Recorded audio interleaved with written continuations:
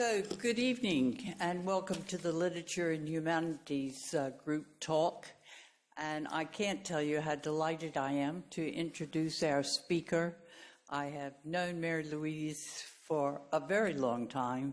She's given some excellent talks here, and she is extremely knowledgeable about family history, about books.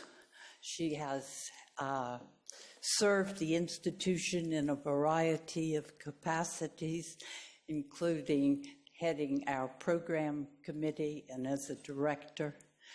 And in addition, she's a designer, a talented artist, and I know you will enjoy her talk tonight. So let's welcome Marie-Louise Luxemburg.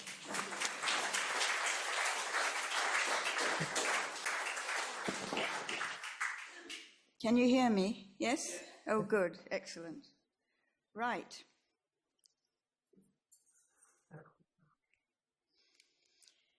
When the Beagle, under the command of Captain Fitzroy, sailed from Devonport in December 1831 with the young naturalist Charles Darwin, it was also carrying 3 natives from Tierra del Fuego.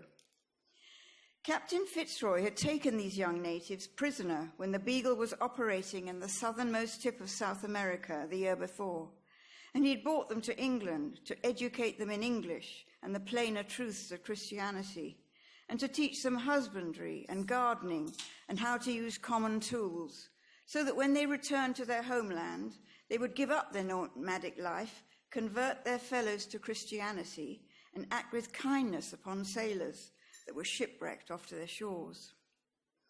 On their arrival the year before, the Morning Post has described these natives as the lowest of mankind, and without doubt cannibals.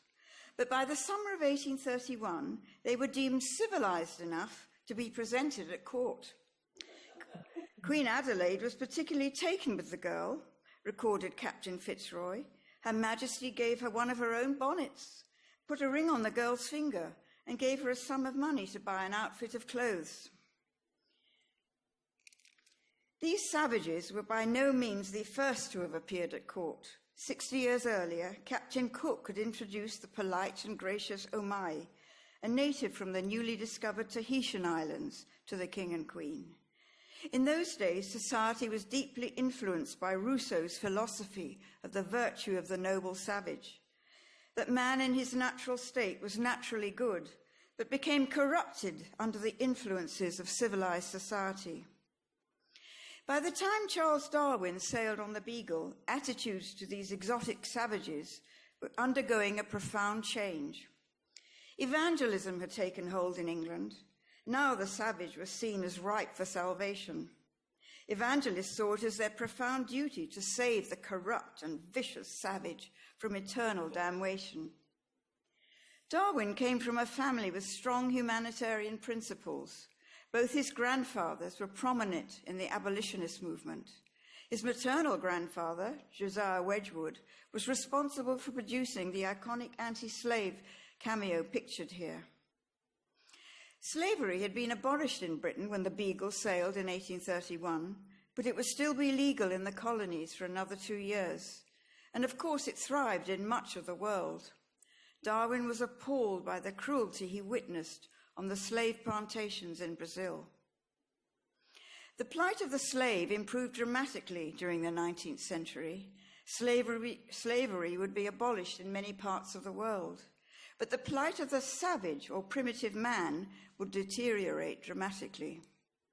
I mention this because the plight of the natives from Tierra del Fuego stand as a graphic illustration of how attitudes towards the savage changed during the 19th century as the theory of evolution took hold. And as I trace the development of evolutionary ideas in that century, I will from time to time dip into the parallel story of the natives of Tierra del Fuego. But it is important to stress that when Darwin first saw these 3 Fijians, they were well-dressed and well-behaved. York Minster, in his mid-20s, and Fujia Basket, a nice, modest girl of about 9, were of the Alcafa tribe. The third Indian, Jemmy Button, aged about 17, was of the Yamana tribe. These are the nicknames the crew gave the natives. Jamie was the crew's favourite, always immaculately turned out and causing everyone much amusement as he preened like a dandy before the looking glass. The three were great mimics and had remarkable eyesight. They were able to spot ships on the horizon long before the crew, even with the aid of their telescopes. Before they sailed, Captain Fitzroy had given Darwin the first volume of the recently published Principles of Geology by Charles Lyell. The central argument in Principles is that the present is the key to the past, that geological remains from the distant past can be explained by observing the geological processes now in operation. Lyell's interpretation of geological change as the steady accumulation of minute changes over enormously long expanses of time had a powerful influence on the young Darwin. Lyell's data gave Darwin the long geological time span required for population of an organism to slowly change. On their first stop ashore at Cape Verde, he saw the rock formations through Lyell's eyes, and this gave him a revolutionary insight into the geological history of the island, an insight that he would apply to everything he saw on his travels. Lyell, in time, became one of Darwin's most influential advisors. Shortly after the Beagle docked in Rio de Janeiro, Fitzroy discovered a problem with his chronometers and returned north to Bahia to have them checked. Jemmy and York remained on board, but Fugia was taken ashore and placed in the care of an English family, where she acted as nanny to the children of the household. In those 3 months, she learned Portuguese well enough to converse in it. More remarkable still, when the Beagle later pulled into Montevideo, she learned Spanish with equal success. As the Beagle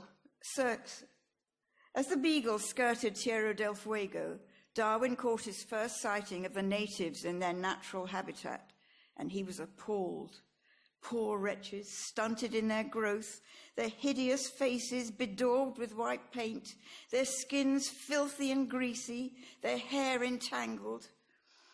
It was the Fijians' ability to go about naked, exposed to the icy conditions, to sleep on the wet ground, coiled up like animals, and to swim in the near-freezing seas that disturbed him so much. One can hardly make oneself believe they are fellow creatures and inhabitants of the same world.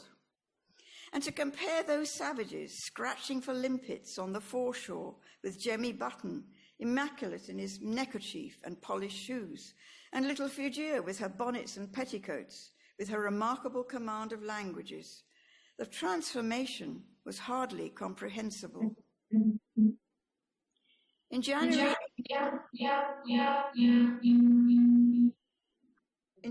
1833, the ship entered the Beagle Channel, Jemmy Button's lands, and anchored at Woollya Cove. The crew rowed ashore and landed among the wigwams of Jemmy Button's tribe. As the sailors staked out boundaries, built fences, planted a garden, and built huts for the missionary, Reverend Matthews, and the 3 Fijians, their every move was observed by the growing crowd of natives, who were puzzled by the sight of 3 of their countrymen in their strange clothes. 3 days later, the settlement was complete, and as the locals were becoming agitated, the crew returned to the Beagle and left Reverend Matthews and the 3 Fijians to run a mission.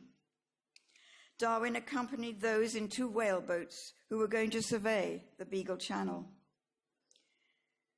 And all the while he was awestruck by the wondrous landscape he saw around him, the cliffs of ice, the deep blue water, and the glaciers. As I was writing this, Robin Knox-Johnson appeared on television, sailing through the Beagle Channel, and I photographed these images off the television. The ice floes are just as Darwin described them in his journal. And just think, these are the waters in which the Fijians were swimming, a remarkable evolutionary adaptation. When the whaleboats returned to Woollya Cove a week later, they discovered that the mission had been looted, the garden destroyed, and the natives hostile. It was too dangerous for Reverend Matthews to stay, so he packed his remaining belongings and rejoined the Beagle. The 3 Fijians left behind promised to replant the garden and carry out the missionary work. The crew on the Beagle spent the next 13 months charting the eastern extremities of Tierra del Fuego and visiting Buenos Aires, Montevideo, and the Falkland Islands. Now, with the weather favorable, they sailed up the Beagle Channel again, apprehensive of what they would find at Woollya Cove. To their dismay, they discovered the mission deserted and the gardens in ruins. Fitzroy's dream to civilize the natives had all come to nothing. As they were salvaging what they could, some Fijians appeared in canoes. "We could not recognize poor Jemmy," Darwin recorded. "It was quite painful to behold him, thin, pale, and without a remnant of clothes, except for a bit of blanket around his waist, his hair hanging over his shoulders. I never saw so complete and grievous a change." Jemmy told them that an invading tribe had forced them out of the cove, and that Fijian and York Minster had gone to live with their own tribe.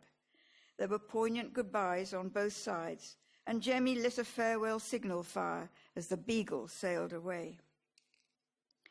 The Beagle continued its journey, travelling via the Galapagos Islands, Tahiti, New Zealand, Australia, Mauritius, the Cape of Good Hope, St. Helena, and Ascension Island, and returned to Falmouth on the 2nd of October, 1836. Darwin had lived on the good little vessel for nearly 5 years.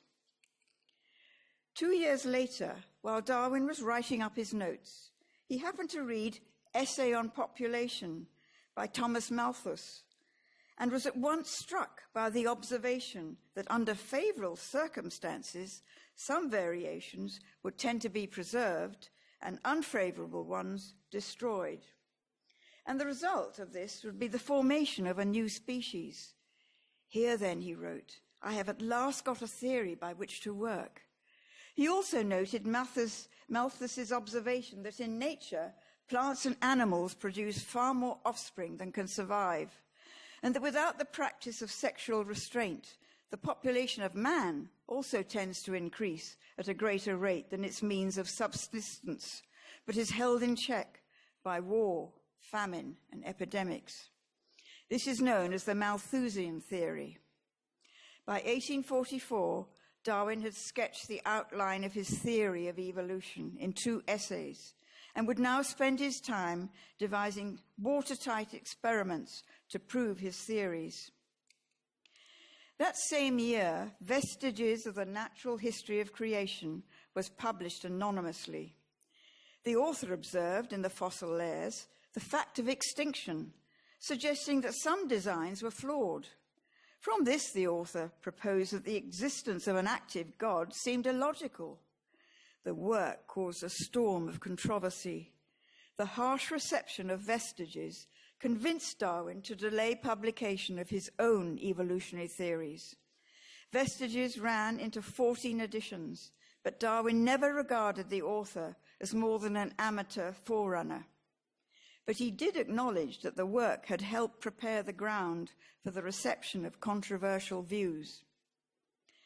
Vestiges did, however, reinforce the Victorian notion of progress. There have been in the progress of time, wrote the author, strong appearances of a progress of forms, from the simple to the more complex.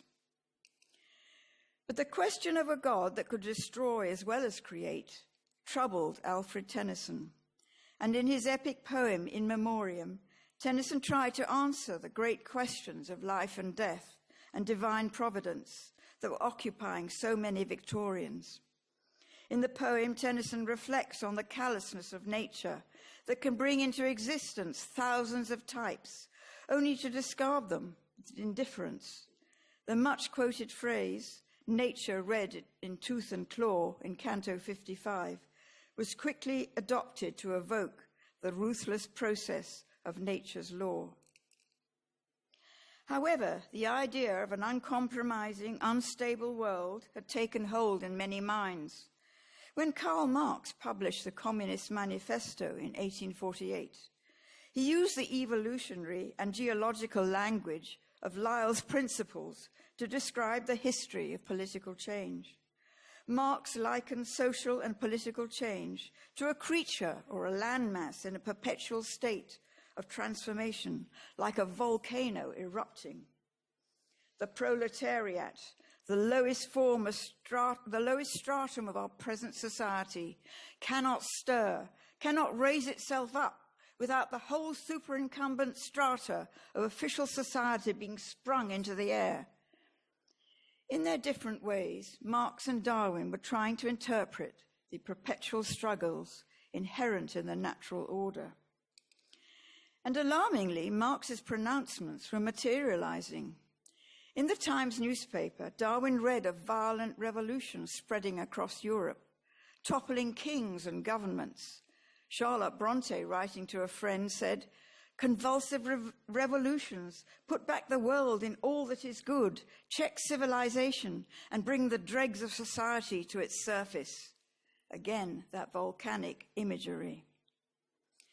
The Great Exhibition of 1851 was a welcome respite from the anxieties building up in people's minds. After the violent turmoil of the 1840s, and with the threat of revolution in England now receding, the early 1850s were optimistic. In the official catalogue, Prince Albert wrote, "The progress of the human race, resulting from the common labour of men, ought to be the final object of the exertion of the individual." While the Economist wrote a reassuring piece on progress in political, civil, and religious freedom. Progress was the Victorian watchword. And the people flocked on crowded excursion trains in their thousands to the Great Exhibition to marvel at the electric telegraph, the railways, photography and the printing machines, the precision engineering tools, agricultural machines, and even a sewing machine. I want you to remember this picture. Here the crowd is portrayed as a benign, smiling mass of people. While many were beset with religious doubt, George Despard was traversing the globe with his Bible, nurturing a passionate desire to convert the Fijian savages to Christianity. The Patagonian Mission Society established a settlement on Keppel Island, one of the islands that make up the Falkland Islands. And in 1855, the Mission Society's ship was sailing near Woollya Cove. To the surprise of everyone on board, when they called, "Jemmy Button," he appeared. His English was remarkable for someone who had not seen or spoken to an Englishman for 22 years. However, Jemmy Button refused to go to Keppel Island. Despard, however, would not give up. Over the next few years, he returned again and again to Woollya Cove, until at last he persuaded Jemmy Button and members of his family to go to Keppel Island.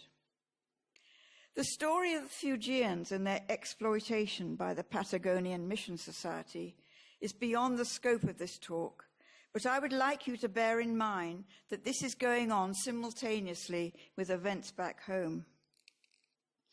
By now, the euphoria of the Great Exhibition had ebbed away, as newspapers became increasingly preoccupied with the Crimean War. As the casualty lists grew to alarming proportions, W.H. Russell of the Times fired a broadside at the upper classes when he criticized the incompetency, lethargy, aristocratic hauteur, official indifference, favor routine, and stupidity rampant in the army command. Then came another swipe at the pillars of English society. Florence Nightingale, whose reputation had grown since her nursing reforms during the Crimean War, published her Notes on Nursing in 1859, which sold 15,000 copies in the first month.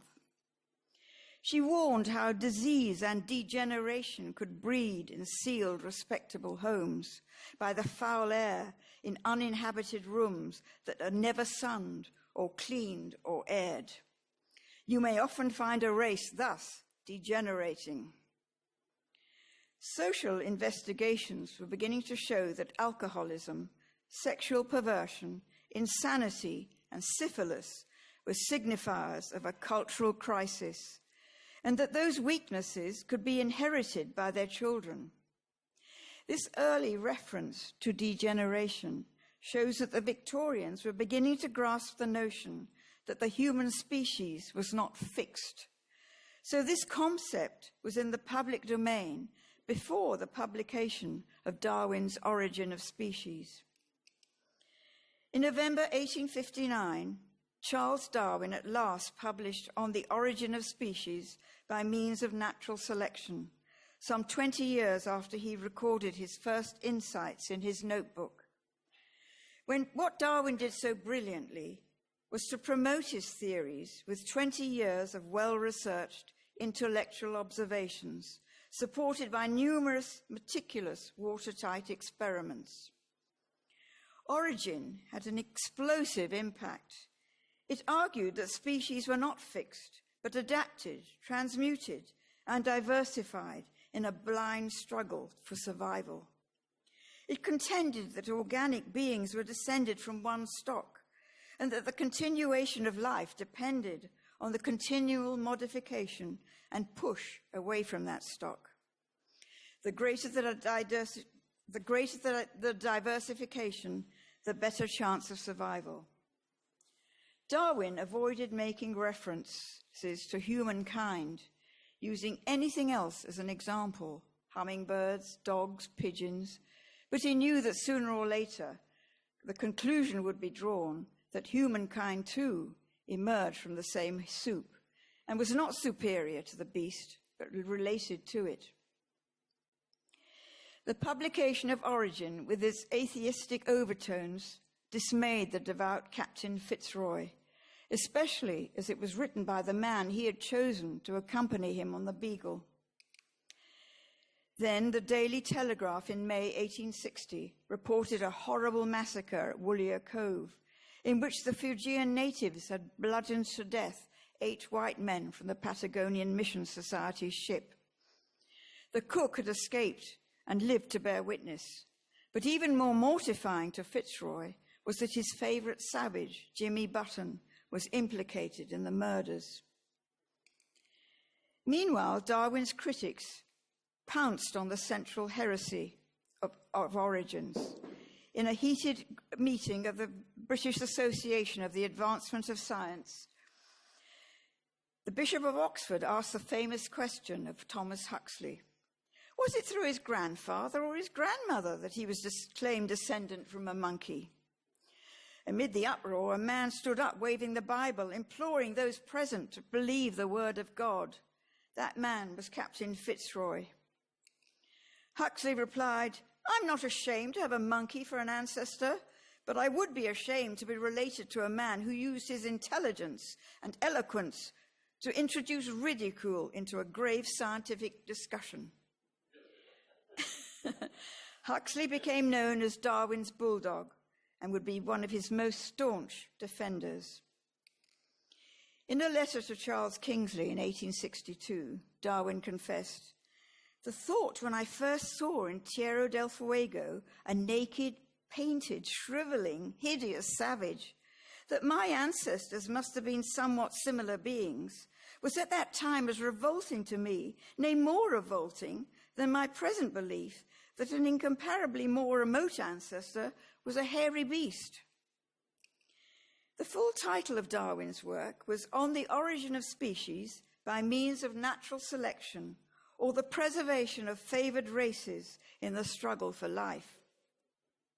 In modern editions, the phrase, the preservation of favored races in the struggle for life, has been tactfully omitted and designated to a line in the notes.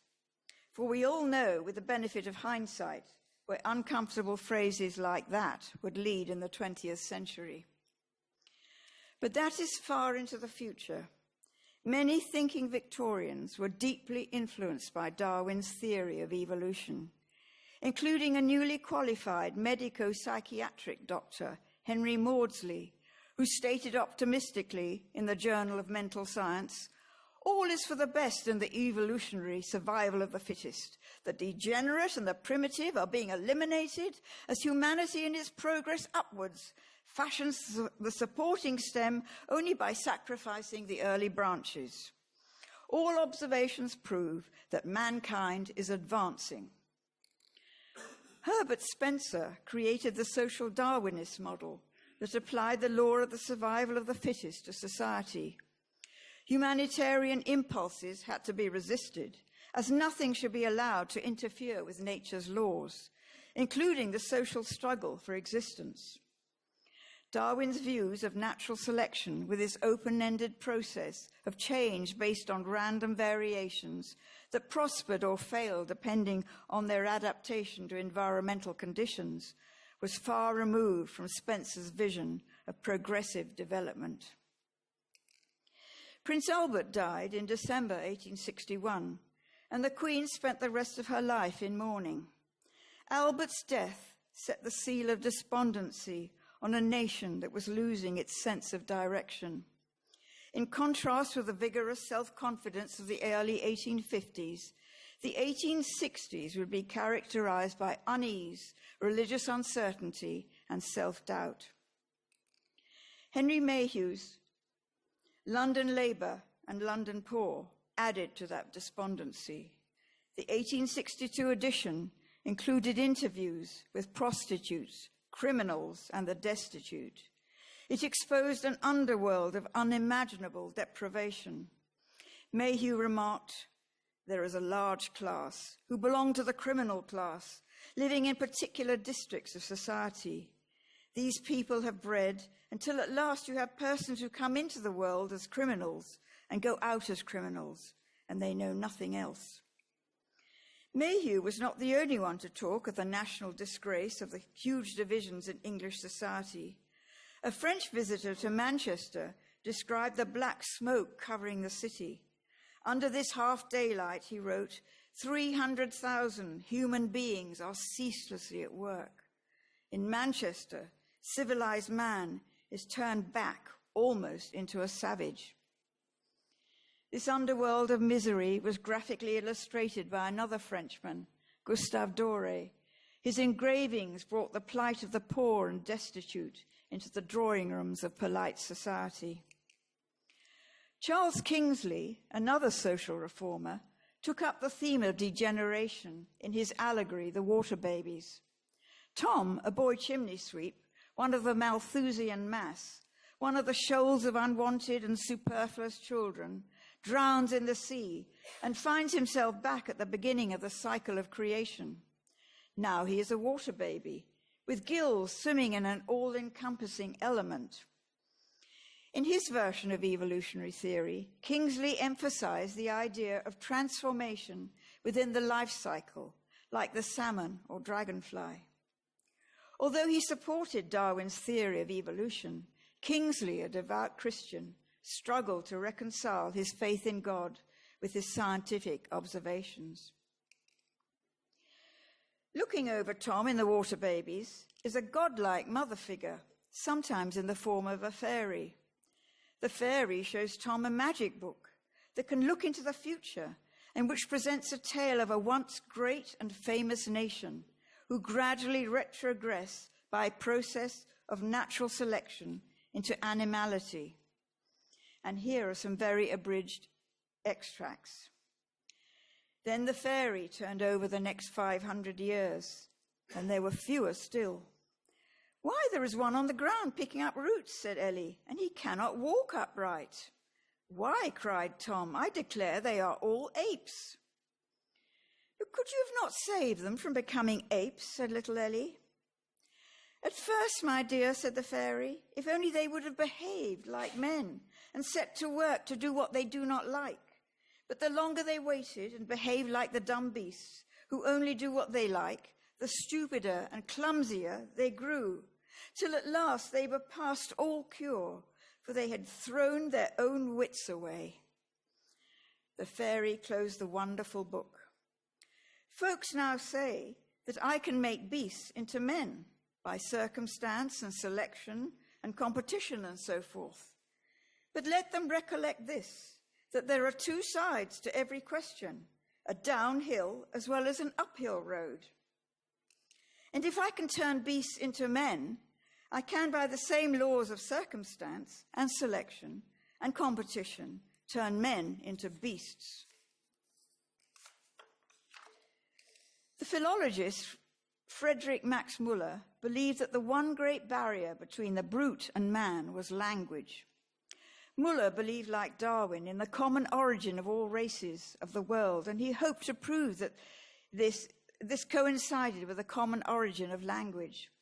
However, Müller differed in Darwin's attitude to natural selection, preferring to call it natural elimination, which placed the emphasis on the failure of the weak or less apt to survive.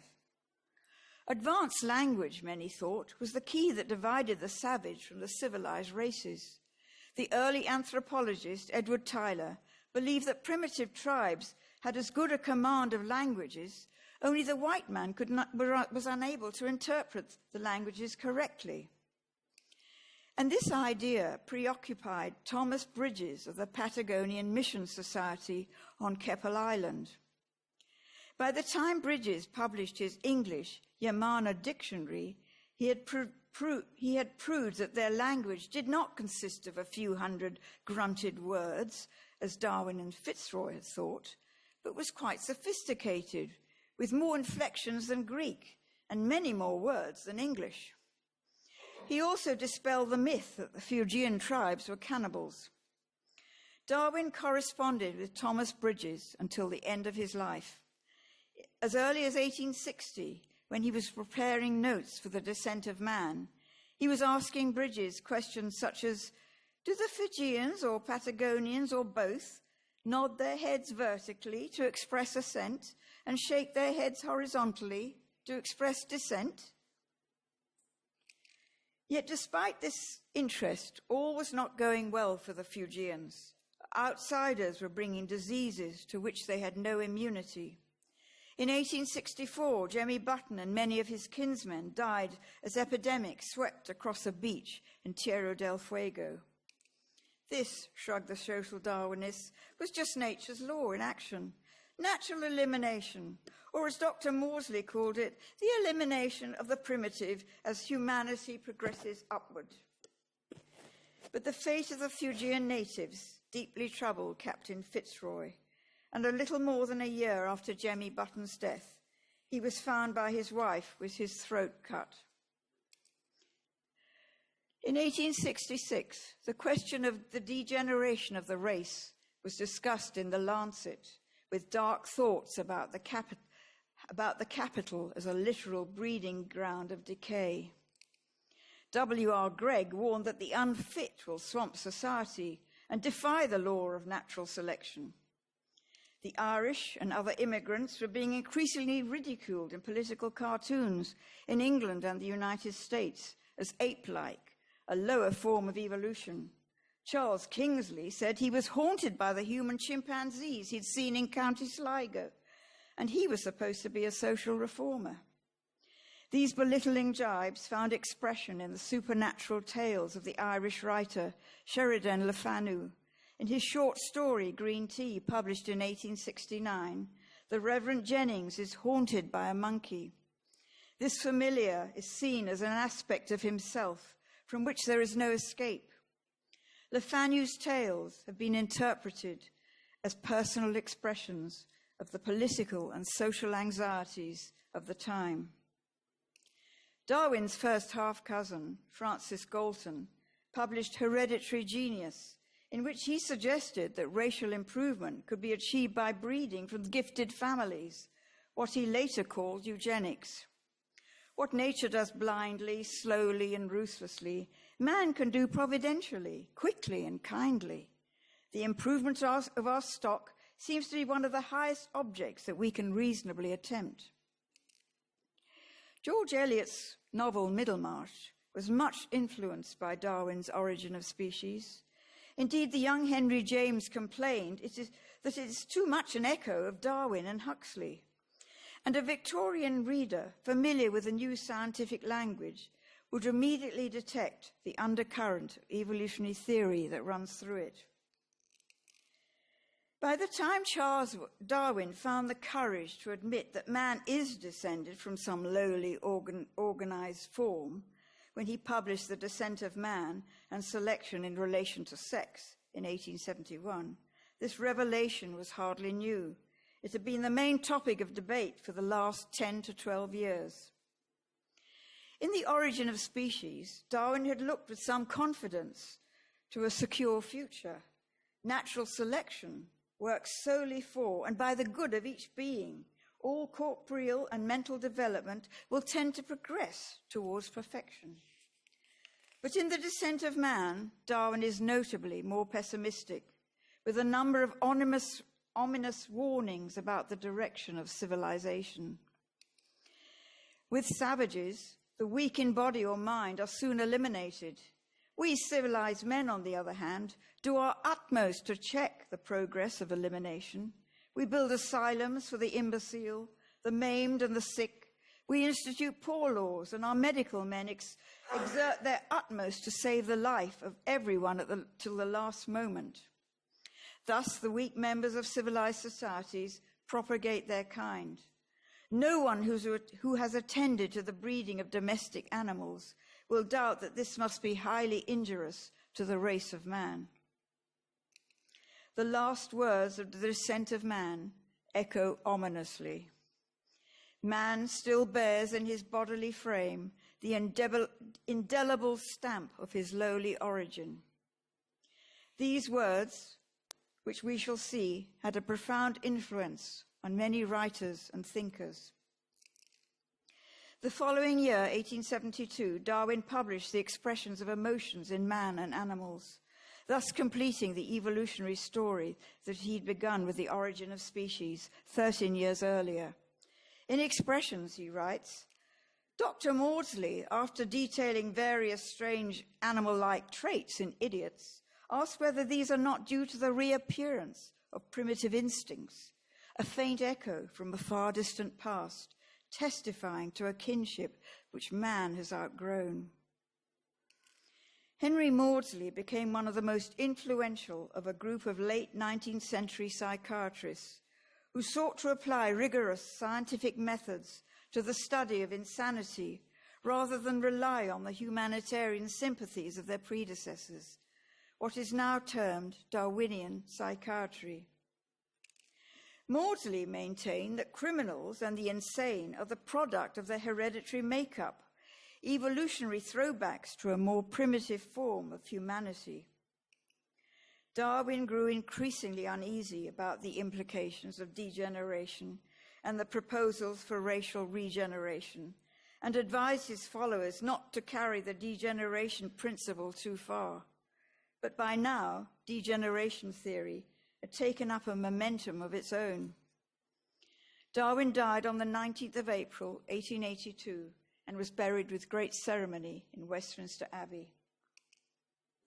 Robert Louis Stevenson's The Strange Case of Dr. Jekyll and Mr. Hyde seems to express all the subconscious anxieties in Victorian society.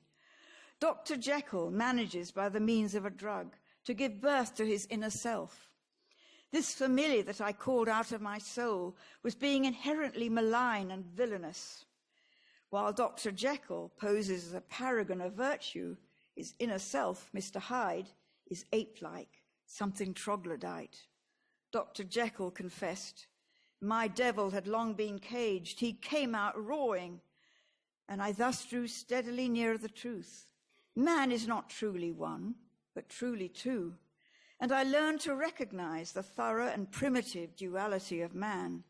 I not only recognized my natural body, but a second form, which bore the stamp of lower elements in my soul.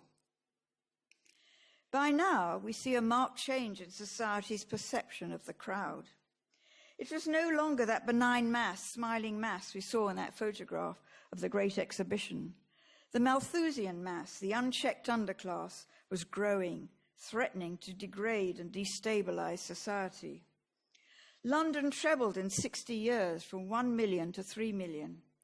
In Dr. Jekyll and Mr. Hyde, the streets of London are perceived as something organic, menacing, and primitive. while William Booth, the founder of the Salvation Army, likened the slums to darkest Africa. Oscar Wilde's The Picture of Dorian Gray is also about the duality of man. Behind his respectable demeanor, it was Dorian's habit, just as it had been Dr. Jekyll's, to prowl the dark streets of London's underworld under an assumed name and in disguise. The Picture of Dorian Gray is also about heredity. As Dorian studies his family portraits, he reflects on the inheritance of sin and shame bequeathed to him by those whose blood flows in his vein. The theme of heredity and degeneracy also permeates the last two novels of Thomas Hardy, Tess of the D'Urbervilles and Jude the Obscure. Hardy acknowledged Darwin as a major intellectual influence on his work, and he understood nature's cruel paradox that some must fall by the wayside in order to preserve the species at the expense of the individual. In Hardy's bleak last novel, Jude the Obscure, there is bad blood in the family, and as Jude and Sue are cousins, their offspring are doubly cursed by inbreeding. Sue says, "It makes me feel as if a tragic doom overhung our family." Jude's sensitivity is passed down to his son, who is nicknamed Little Father Time, because he seems to carry the weight of evolutionary hindsight and foresight on his young shoulders. And Little Father Time says, "I wish I hadn't been born. I think that whenever children are born that are not wanted, they should be killed directly before their souls come to them." And like a late Methusean tragedy, he kills the children of Jude and Sue and then kills himself. Hardy's bleak view of the future of the human race echoes H.G. Wells' warning in the Pall Mall Gazette. "Even now, for all we can tell, the coming terror may be crouching for its spring, and the fall of humanity be at hand. In the case of every other predominant animal the world has ever seen, we repeat, the hour of its complete ascendancy has been the beginning of its decline." Wells was a pupil of Thomas Huxley, who instilled in him deep interest in evolutionary theories. Wells's first novel, The Time Machine, written in the same year as Jude the Obscure, follows the account of a time traveler who invents a machine that can travel through time. He arrives many thousands years hence, where he encounters strange beings. "Gradually, the truth dawned on me that man had not remained one species, but had differentiated into two distinct animals. Thousands of generations ago, man had thrust his brother out of the sunlight. The subterranean matlocks had devolved into brutish troglodytes, while the overworld people, the Eloi, had evolved into frail, beautiful creatures who, because they were living in a utopia of plenty, had evolved into androgynous automatons with the intellectual level of a 5-year-old. Wells's The Island of Dr. Moreau is a dark fable of knowledge misused. Dr. Moreau's island stands as a model for the world, and Moreau himself as a model for God, the cruel experimental scientist. In his laboratory, the House of Pain, Moreau tries to turn beasts into men. "To this day, I've never been troubled by the ethics of the matter. The study of nature makes man at last as remorseless as nature." Huxley's staunch disciple, Edwin Ray Lancaster, an evolutionary biologist, argued in Degeneration, a chapter in Darwinism, that organisms could devolve into simpler, less complex forms, and he talked about the decline of the white races into parasitism. Two influential novels published the following year explore this theme. In Dracula, Count Dracula is described as rat-like and prehensile. The story is set in the present, and degeneration theory imbues it.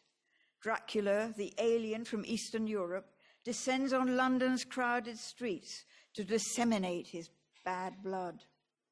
Dracula opens up a world of universal parasitism in which all are condemned to suck and be sucked of vital substance. In H.G. Wells's The War of the Worlds, the parasitic bloodsuckers are a superior race from Mars, which invade the home counties of Britain. Early, we are given a new perspective of mankind through a microscope of transient creatures swarming and multiplying in a drop of water. We men, the creatures who inhabit this earth, must be to the Martians at least as alien and lowly as the monkeys and lemurs are to us. In evolutionary logic, the Martians are beaten, slain by the germs that have taken their toll on our pre-human ancestors since life began here. But by virtue of natural selection, humankind has developed a resistance to germs. But there is no bacteria on Mars, and when these Martian invaders arrived, directly they drank and fed, our microscopic allies began to work their overthrow. But the narrator concludes, but before we judge the Martians too harshly, we must remember what ruthless and utter destruction our own species has wrought, not only upon animals as the vanished bison and dodo, but upon our own inferior races. And while we're on the subject of inferior races, how did our Fuegians fare at the end of the century? In 1889, the Times carried a story of an exhibition held at the Royal Aquarium in Westminster of several Fuegian natives that had been taken from their homeland by a gold digger who wished to show them off, and they were in a cage.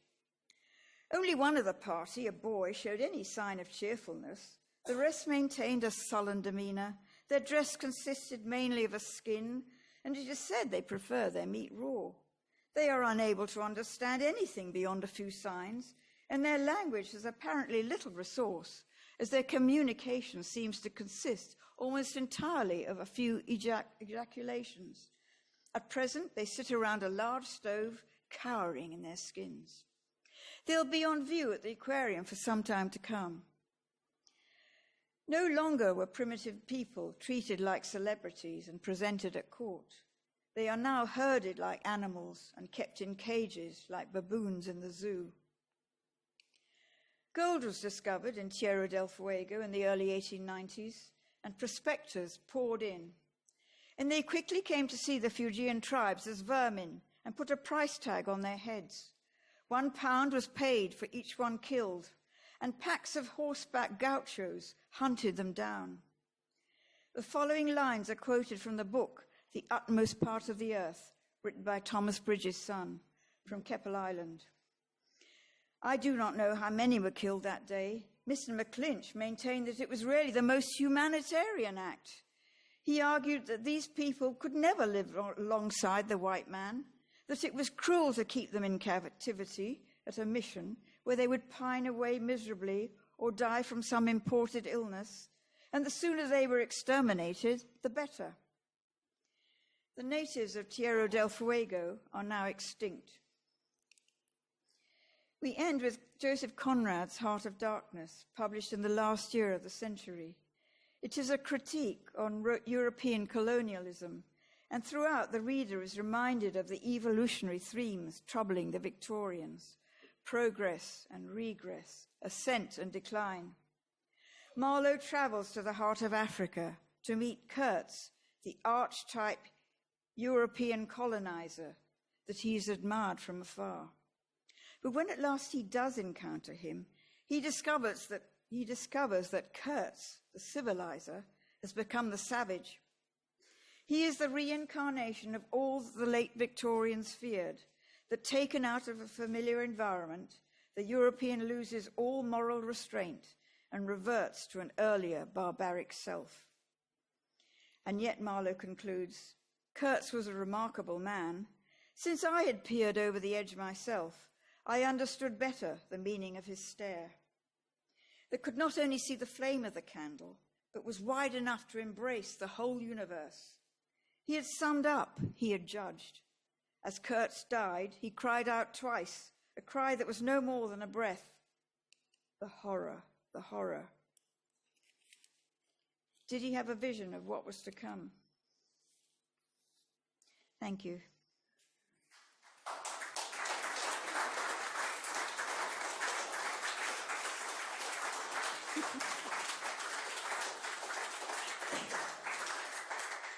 I'm sorry it was a bit gloomy. Thank you so much for providing us with such an overview. Yes, And, it's a little bit depressing.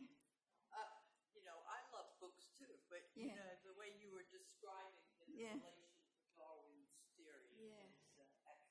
Now, does anybody have any questions?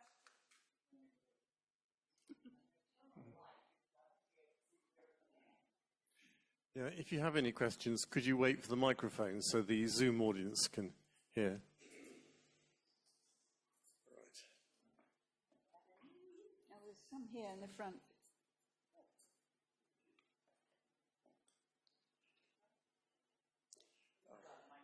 Yes.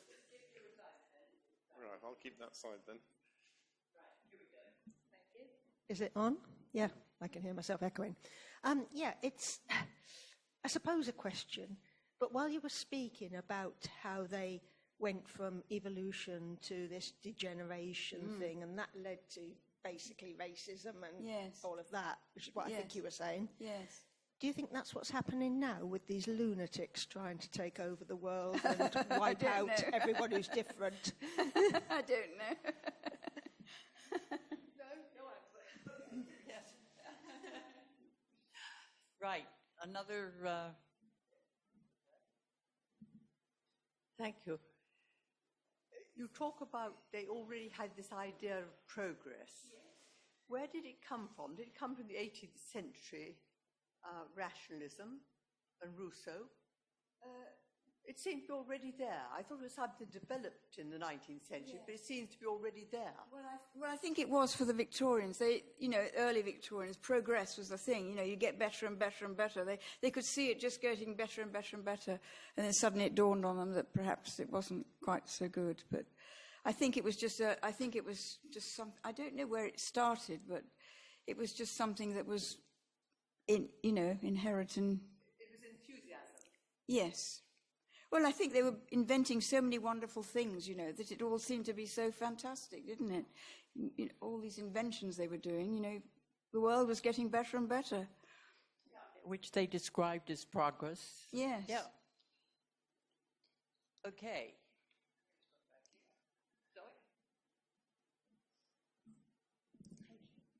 I mean, just to carry on from the last speaker, there were a number of self-help books.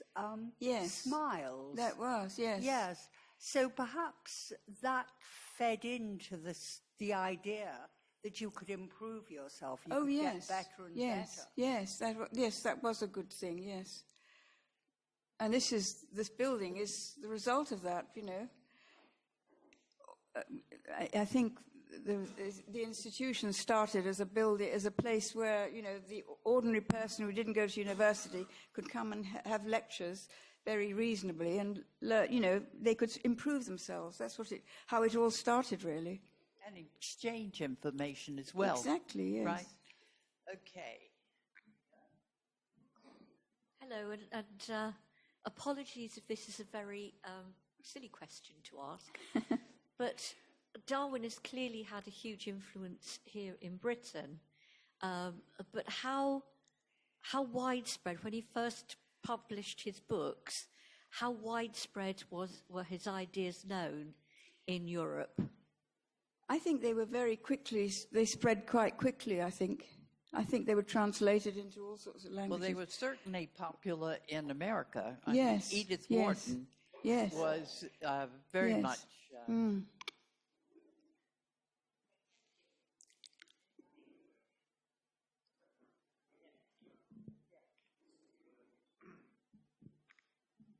Are we on?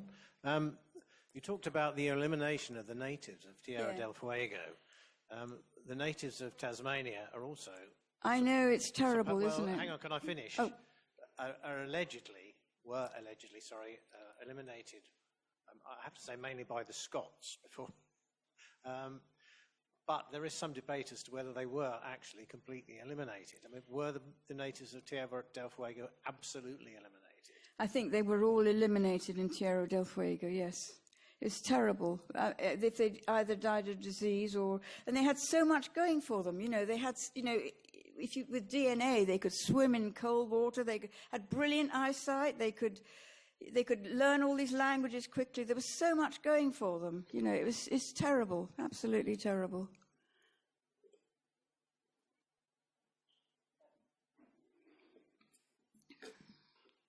Hi, I was wondering if you had any thoughts on, for example, I think you mentioned kind of the abolition of slavery and certain things like that, and then the introduction of Darwin's theory.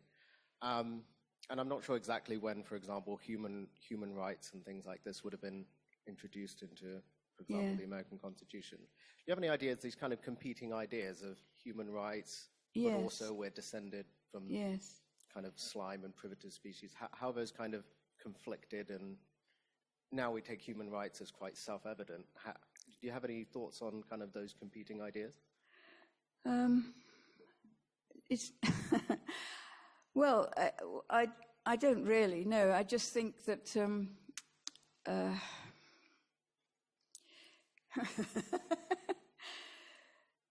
well, I think we all know now what we can look with hindsight at these terrible things that were going on, and we can see how they all went wrong. But it just takes hindsight to see where they went wrong. I mean, I don't know.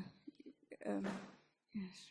Yeah, I was going to say, we always brag that the audiences at BRLSI ask wonderful questions.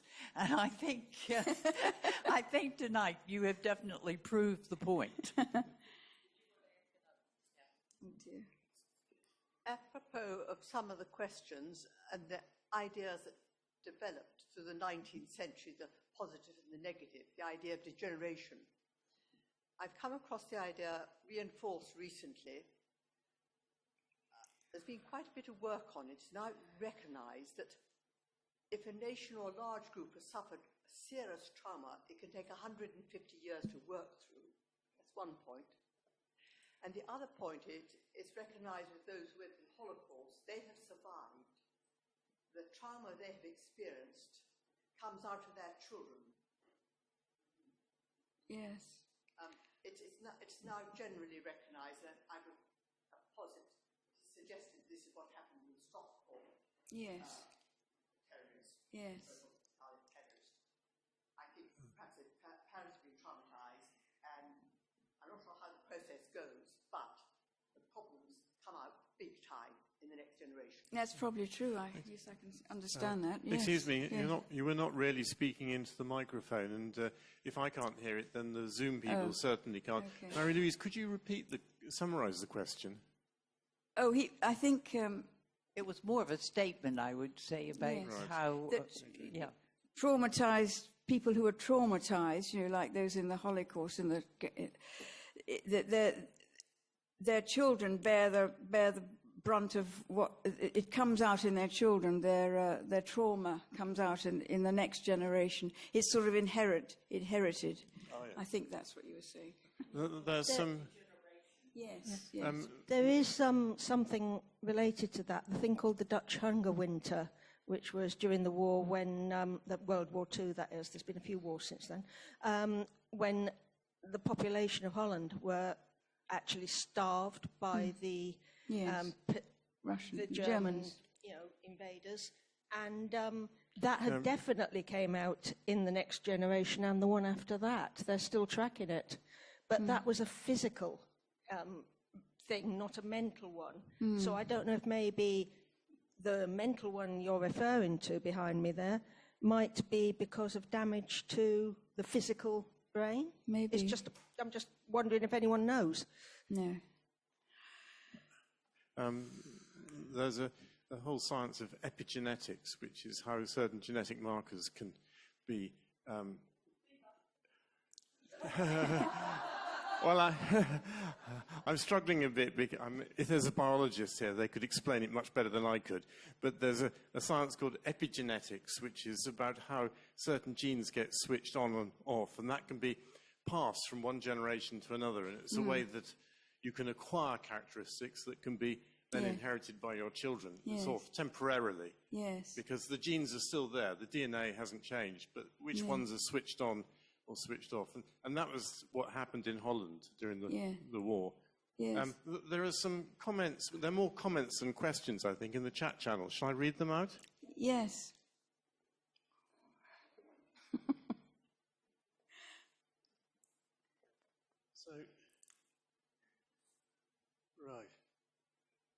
Right. Sue Boyle says, wonderfully prepared and knowledgeable overview of a century. I hope you'll publish this. Thank you. Oh, gosh. Greg Spiro says, very stimulating and well-illustrated argument. What was the attitude of Victorian politicians to emerging evolutionary theory? Victorian what? Politicians. Well, I suppose they were all involved. You know, they were trying to make sure that the underclass didn't get too much, or they were all the same. I think the ideas, they were as worried about what was going on as, you know, these thinkers, and I think so. There's a long comment from Duncan Steele saying he's surprised not to see Samuel Butler cited. In 1860, he took a copy of Origin with him to New Zealand, where he worked as a shepherd. In 1863, he wrote Darwin Among the Machines. I'm not going to read all of this. Well, these ideas form the background to his novel, Erewhon, 1872. Well, I'm sure there were lots more books written that I haven't talked about. There's only so much time. And then the last one is Alex B. Says, were there any people who pushed back against man-made progress being considered in the same way as environmental evolution? Well, these were ideas in small groups, you know, and I think now we know all about DNA and how things are passed on, and it's so much different. I mean, Darwin didn't know anything about DNA, so it was difficult for him. It's so easy for us to understand how these things happen, but in his day, it was all just theory, wasn't it? They didn't know the structure of DNA and how it could be passed on and influence people. Okay, I think what we can say is that you have really challenged us to think about a variety of issues, but it's such a big subject, and you've given us the overview, and hopefully we can return. And thank you very much. Thank you.